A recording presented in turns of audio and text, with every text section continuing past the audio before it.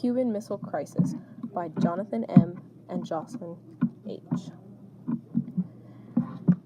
The Soviet Union felt they needed missile sites that could strike at the United States. At the same time, the Cuban government wanted protection from the United States. They decided to work together and have the Soviet Union put nuclear missiles in Cuba that could strike most any portion of the USA. On October 14, 1962, an American U-2 spy plane flying over Cuba captured pictures of long-range Soviet missiles in Cuba. This was a crisis like never before. These missiles could reach any point of the United States with nuclear warheads, causing mass destruction.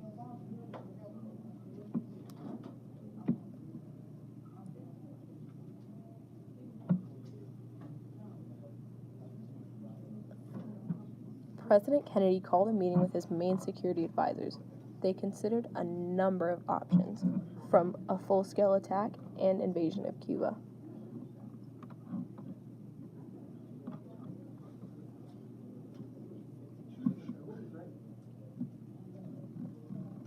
The Joint of Chiefs staff voted to invade. They felt this was the only viable option. However, Kennedy was concerned that this would start World War III between the U.S. and the Soviet Union. He found an idea.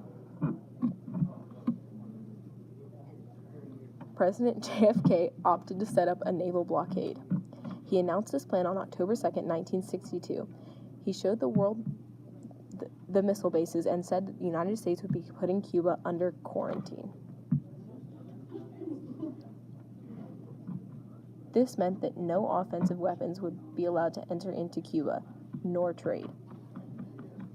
He also said that any attack coming from Cuba onto the U.S. would mean war.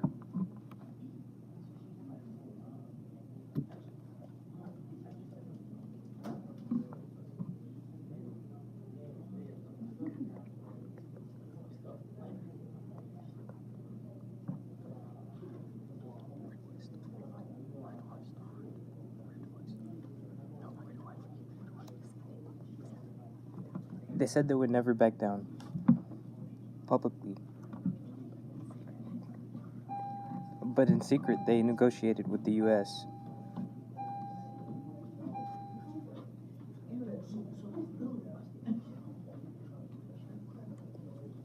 Eventually, the two sides negotiated.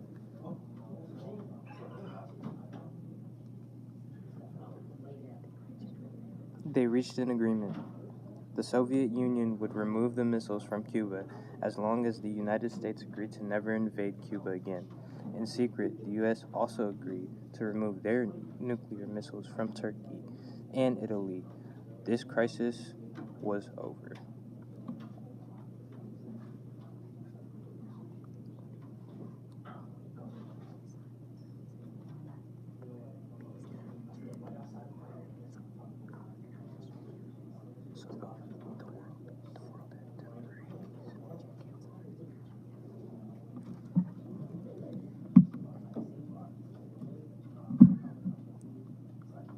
Now the world had temporary peace, and JFK was honored as a hero.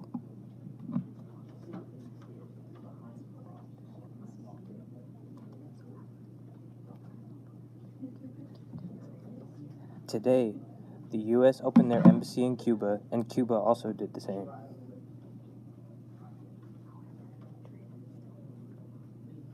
However, trade is also still not an option.